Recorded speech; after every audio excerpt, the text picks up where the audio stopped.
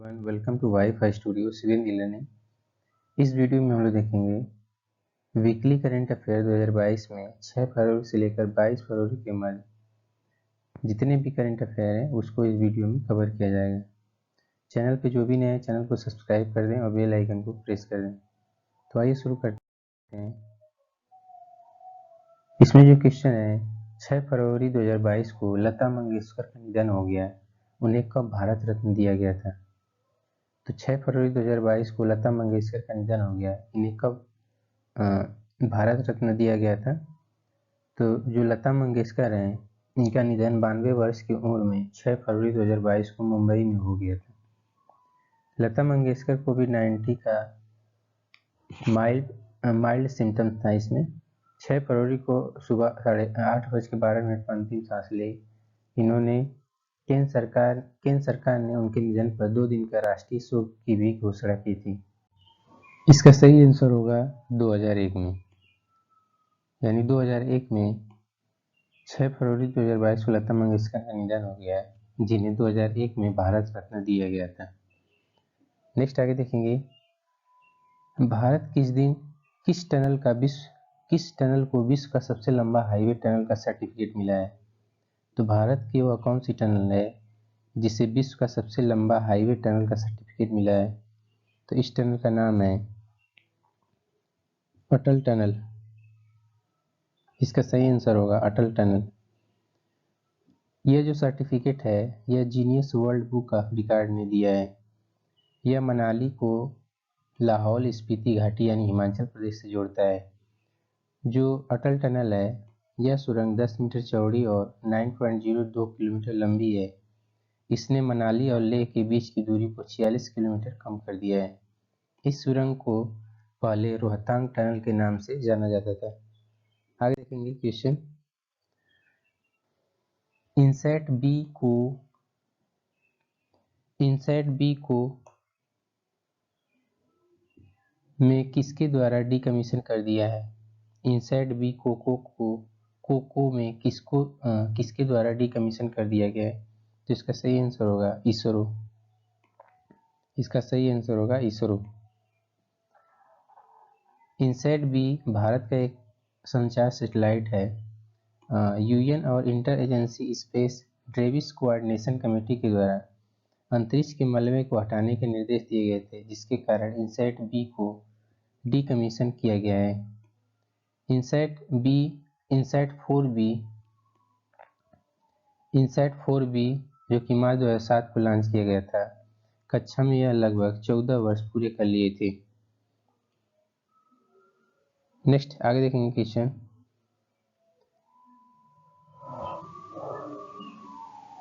अटल बिहारी वाजपेयी पुस्तक की लेखिका कौन है? तो जो अटल बिहारी पुस्तक वाजपेयी की लेखिका हैं इनका नाम है सागरिका घोष। जो अटल बिहारी वाजपेयी है भारत के पूर्व प्रधानमंत्री रह चुके हैं। और जो सागरिका घोष है, सागरिका घोष को जीवनी पूरी करने में लेखक को 3 साल लगे हैं। इन्होंने India's most powerful prime minister नामक पुस्तक भी लिखी है। जो सागरिका घोष है ये जर्नलिस्ट हैं, कॉलमिनिस्ट हैं और ऑथर भी हैं। नेक्स्ट देखेंगे क्वेश्चन, आईपीएल की अहमदाबाद फ्रेंचाइजी का नाम क्या होगा? जो आईपीएल टीम है, आईपीएल टीम में एक अहमदाबाद फ्रेंचाइजी टीम का नाम जोड़ा गया। इसका नया नाम क्या होगा? तो इसका नया नाम होगा Gujarat Titans. Gujarat Titans. Gujarat Titans का स्वामित्व सीवीसी कैपिटल पार्टनर के पास है।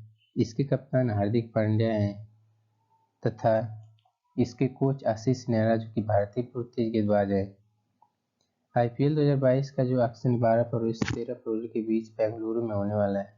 इसमें जो ऑक्शन है कंप्लीट हो गया है, सभी खिलाड़ियों को खरीद लिया गया है। 2022 के आईपीएल में 10 टीमें खेलेंगी, जिसमें नई टीमें गुजरात टाइटंस और लखनऊ सुपर जायंट्स है। पुरानी टीमें में Mumbai Indians, Chennai super Kings, Kolkata night Riders, Delhi capital, Punjab Kings 11, RCB, sunrise Hyderabad और राजस्थान रॉयल्स है। नेक्स्ट क्वेश्चन है, अंडर 90 वर्ल्ड कप 2022 का खिताब किसने जीता है? तो तो अंडर 90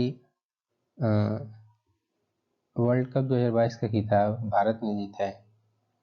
भारत ने इंग्लैंड को 4 विकेट से हराकर ये 5वीं बार अंडर 90 वर्ल्ड का खिताब जीता है।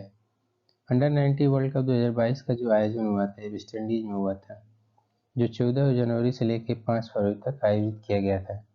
भारत इससे पहले 2000 में, 2008 में, 2012, 2018, 2022 में अंडर 90 वर्ल्ड कप जीत चुका है। भारत अंडर 90 क्रिकेट टीम के जो कप्तान थे, इनका नाम था एस धूल, और मैन ऑफ द सीरीज जो हुए थे डेवाल्ड ब्रेविस, जो कि 506 रन बनाए थे, जो साउथ अफ्रीका के रहने वाले हैं। नेक्स्ट क्वेश्चन है, अक्षय कुमार को किस राज्य का ब्रांड एम्बेसडर बनाया गया है?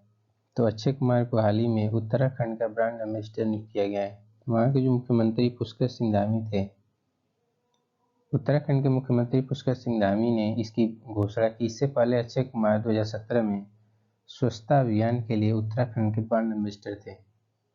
अक्षय कुमार के अलावा क्रिकेटर ऋषभ पंत भी उत्तराखंड के ब्रांड एम्बेसडर हैं। महिला हॉकी खिलाड़ी वंदना कटारिया उत्तराखंड में महिला सशक्तिकरण और बाल विकास विभाग में ब्रांड एम्बेसडर हैं। नेक्स्ट देखें क्वेश्चन, मिशन इंद्रधनुष 4.0 को किसने लॉन्च किया है? तो जो मिशन इंद्रधनुष 4.0 है, इसको लॉन्च किया है मनसुख मंडाविया ने।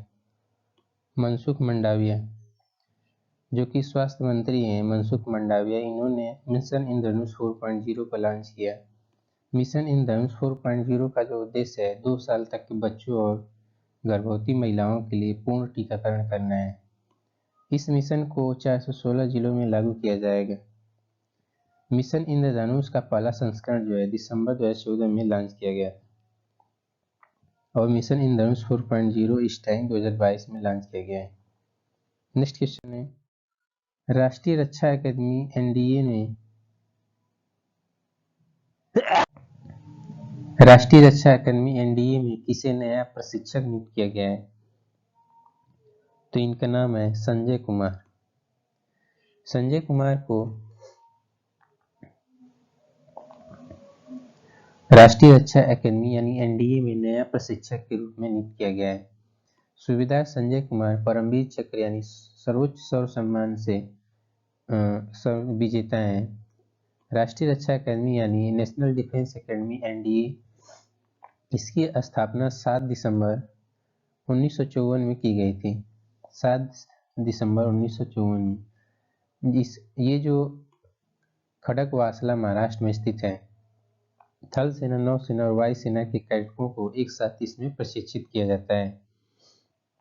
नेक्स्ट क्वेश्चन है, विक्रम साराभाई अंतरिक्ष केंद्र के निदेशक कौन बने हैं? तो जो विक्रम साराभाई अंतरिक्ष केंद्र है, इसके नए निदेशक बने हैं, इनका नाम है doctor S Unnikrishnan Nair. Doctor S Unnikrishnan Nair, जो कि एस सोमनाथ की जगह लेंगे। हाल ही में एस सोमनाथ को इसरो का अध्यक्ष बनाया गया है। जो डॉक्टर एस उन्नीकृष्णन नायर है, वर्तमान में मानव अंतरिक्ष उड़ान केंद्र के निदेशक के रूप में काम कर रहे हैं। विक्रम साराभाई अंतरिक्ष स्टेशन, जिसकी स्थापना 21 नवंबर 1963 को हुई थी, जिसका हेडक्वार्टर तिरुवनंतपुरम केरल में है। नेक्स्ट आगे देखेंगे क्वेश्चन, टामटाम ट्रैफिक इंडेक्स रैंकिंग 2021 के अनुसार दुनिया का 5वां सबसे भीड़ भाड़ वाला शहर कौन है? तो सबसे भीड़ भाड़ वाला शहर मुंबई है। मुंबई जो कि 5वें स्थान पर, भारत में मुंबई 5वें स्थान पर, बेंगलुरु 10वें स्थान पर, दिल्ली 11वें स्थान पर तथा महाराष्ट्र के पुणे 21वें स्थान पर है। इस्तांबुल यानी तुर्की देश में जो इस्तांबुल है, को रैंकिंग के अनुसार दुनिया का सबसे भीड़ भाड़ वाला शहर घोषित किया गया है। वहीं रूस का जो मॉस्को शहर है, वो दुनिया का सबसे दूसरा भीड़ भाड़ वाला शहर माना गया है। रैंकिंग में 58 देशों के 404 शहर शामिल किया गया था। नेक्स्ट देखेंगे, यूनिवर्सिटी ग्रांट कमीशन यानी यूजीसी के नए अध्यक्ष कौन बने हैं? तो यूजीसी के नए अध्यक्ष बने हैं एम जगदीश कुमार। जो एम जगदीश कुमार है, ये प्रोफेसर धीरेन्द्र पाल सिंह की जगह लेंगे। एम जगदीश कुमार का जो कार्यकाल वो 5 साल का होगा और वर्तमान में वह जेएनयू में कुलपति हैं और आईआईटी दिल्ली के इलेक्ट्रिकल इंजीनियरिंग विभाग के प्रोफेसर भी हैं। जनवरी 2016 में वह जवाहरलाल नेहरू यूनिवर्सिटी के वाइस चांसलर बनाए गए थे।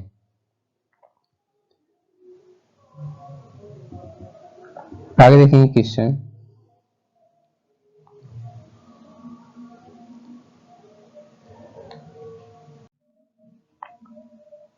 किस राज्य में वन नेशन वन कार्ड योजना लागू की गई है?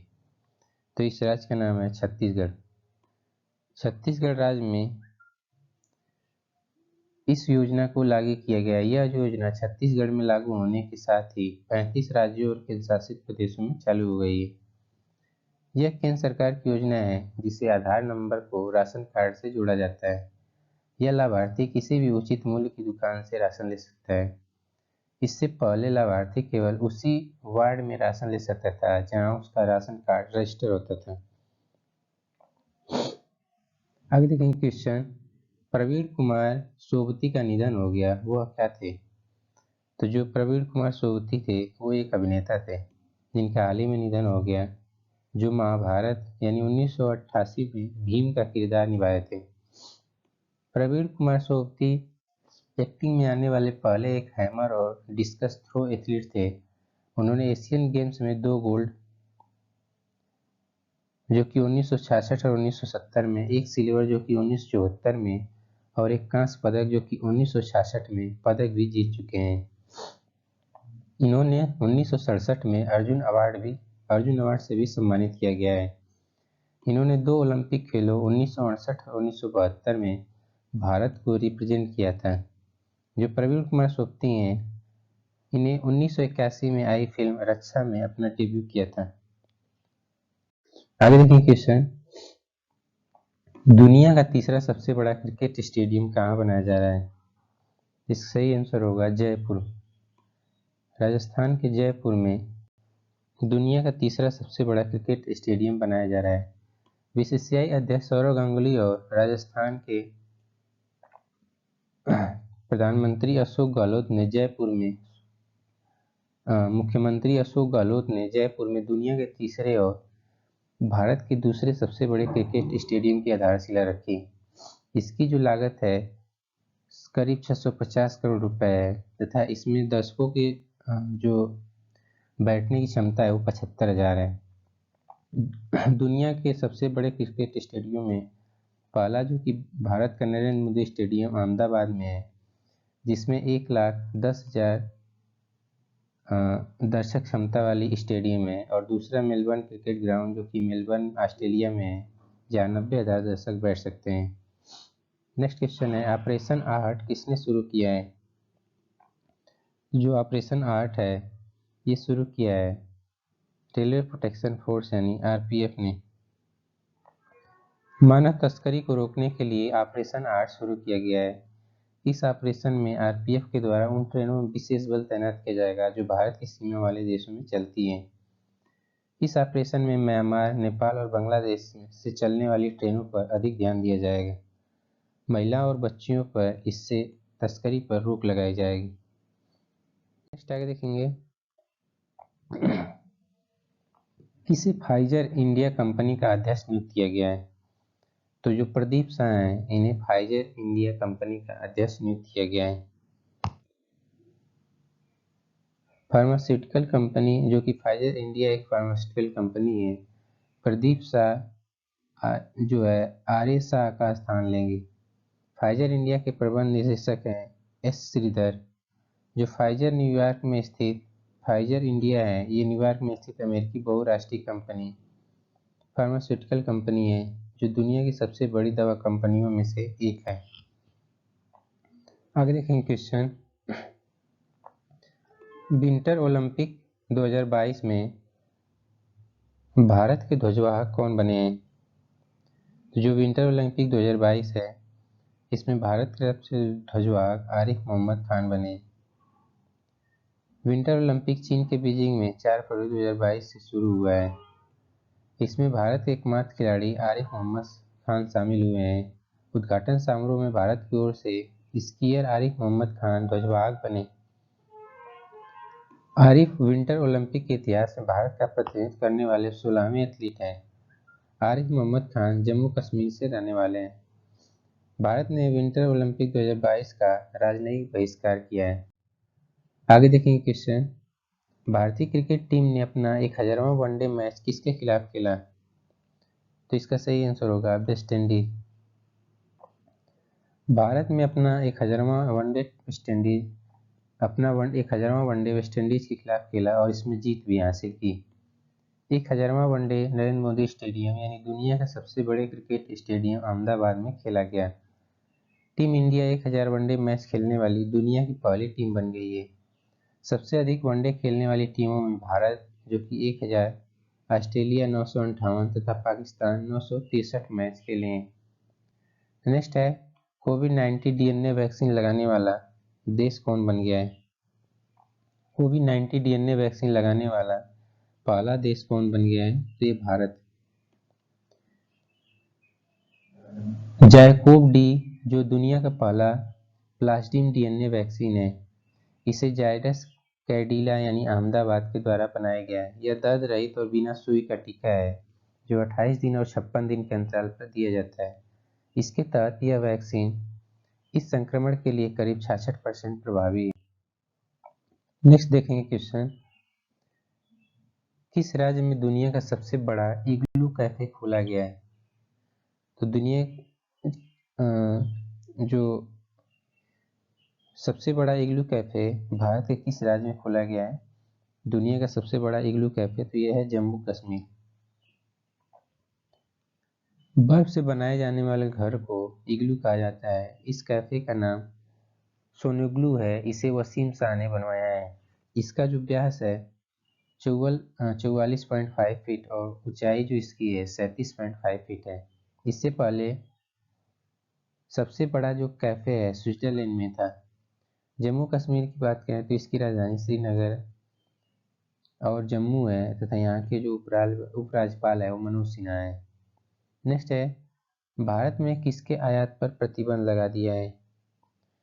तो हाल ही में भारत ने ड्रोन के आयात पर प्रतिबंध लगा दिया है। मेड इन इंडिया को बढ़ावा देने के उद्देश्य से ड्रोन आयात पर प्रतिबंध लगा दिया गया है। ड्रोन के पुर्जों के आयात पर रोक नहीं लगाई गई है। नए ड्रोन नियम 2021 के अनुसार ड्रोन को चलाने के लिए आवश्यक शुल्क को कम कर दिया गया है तथा मध्य प्रदेश के ग्वालियर में भारत का पहला ड्रोन मेला आयोजित किया गया था। नेक्स्ट है, किस शहर में भारत का पहला बुलेट ट्रेन स्टेशन बनेगा? तो हाल ही में जो भारत का सूरत शहर है उसमें भारत का पहला बुलेट ट्रेन स्टेशन बनाया जाएगा। भारत का पहला बुलेट ट्रेन रूट मुंबई से अहमदाबाद होगा।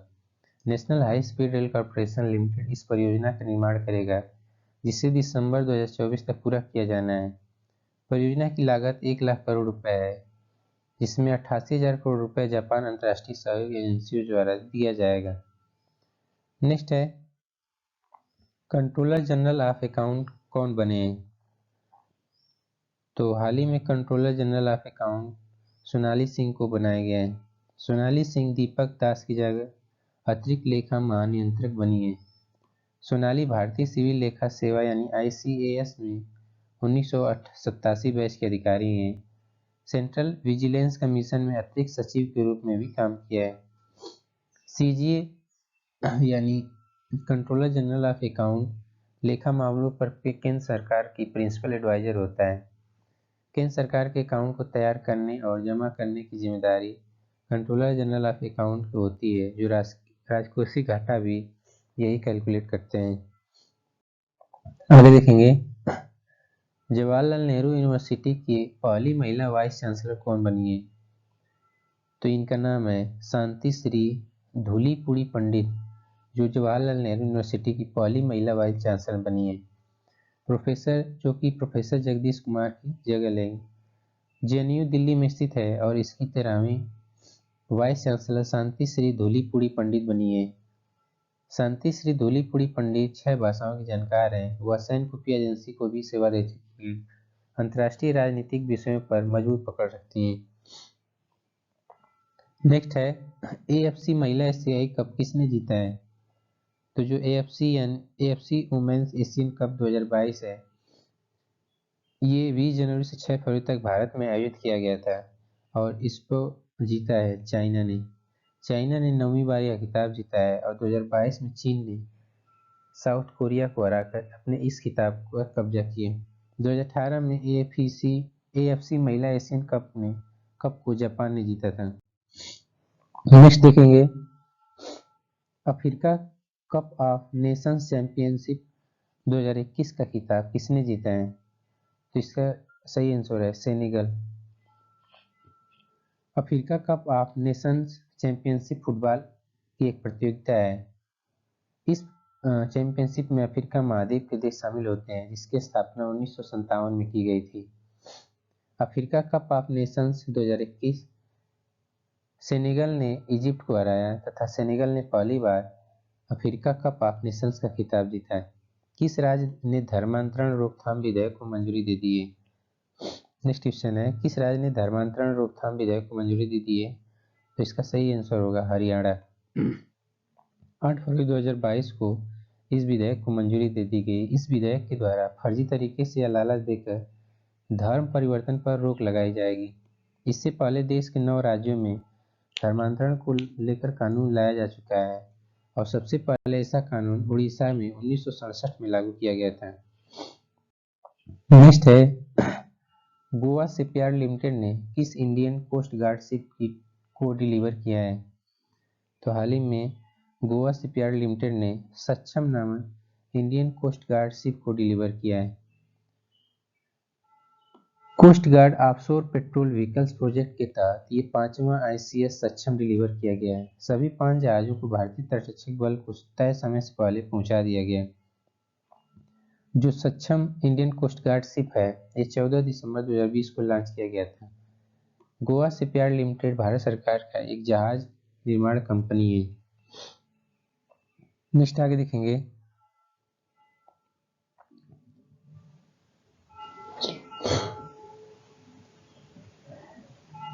स्टैच्यू ऑफ इक्वलिटी का उद्घाटन कहाँ किया गया?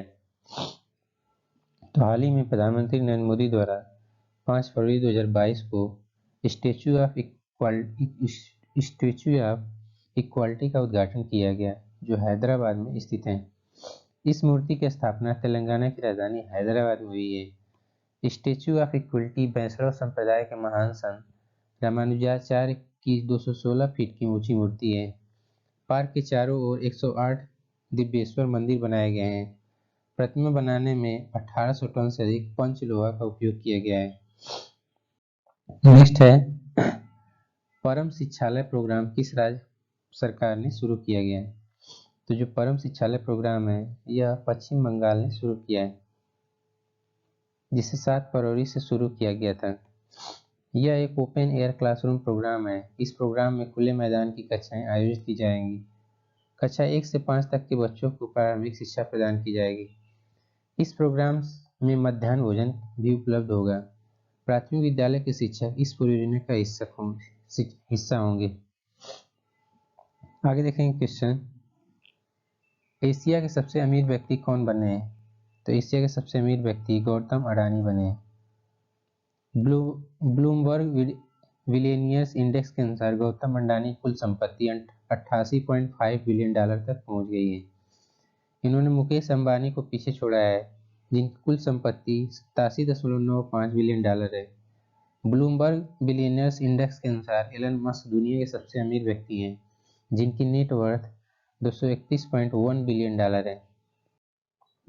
आगे देखेंगे क्वेश्चन राइटिंग विद फायर को डॉक्यूमेंट्री श्रेणी में किस पुरस्कार के लिए नॉमिनेट किया गया है? तो जो भारत की डॉक्यूमेंट्री है राइटिंग विद फायर को सर्वश्रेष्ठ डॉक्यूमेंट्री फीचर श्रेणी में ऑस्कर के लिए नामांकित किया गया है। इसका निर्देशन और निर्माण रिंटू थॉमस और सुष्मिता घोष ने किया था। यह 2022 के ऑस्कर में नामांकित होने वाली एकमात्र भारतीय फिल्म है।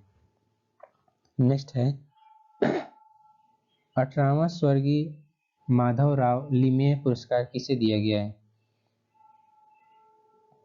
तो यह जो पुरस्कार है यह नितिन गडकरी को दिया गया है, जो केंद्रीय सड़क परिवहन और राज्य मंत्री हैं। इन्हें इस पुरस्कार के लिए श्रेष्ठ सांसद के रूप में चुना गया है। यह पुरस्कार सार्वजनिक पुस्तकालयों नासिक द्वारा जारी किया जाता है। यह पहले महाराष्ट्र के एक कुशल विधायक को दिया जाता था, लेकिन अब सांसद को भी इसमें शामिल किया गया है। इस पुरस्कार की जो राशि है वो 50,000 है। आगे देखेंगे क्वेश्चन, एनसीईआरटी के नए निदेशक कौन नियुक्त किए गए हैं? तो एनसीईआरटी के नए निदेशक नियुक्त किए गए हैं दिनेश प्रसाद सकलानी, जो ऋषिकेश सेनापति की जगह लेंगे। इनका कार्यकाल 5 वर्षों का होगा। यह नए नेशनल करिकुलम फ्रेमवर्क एनसीएफ के ड्राफ्टिंग की देखरेख भी करेंगे। दिनेश कुमार सकलानी ने ancient communities of the central Himalaya region और Ramayan traditional in historical perspective जैसी पुस्तकें भी लिखी हैं।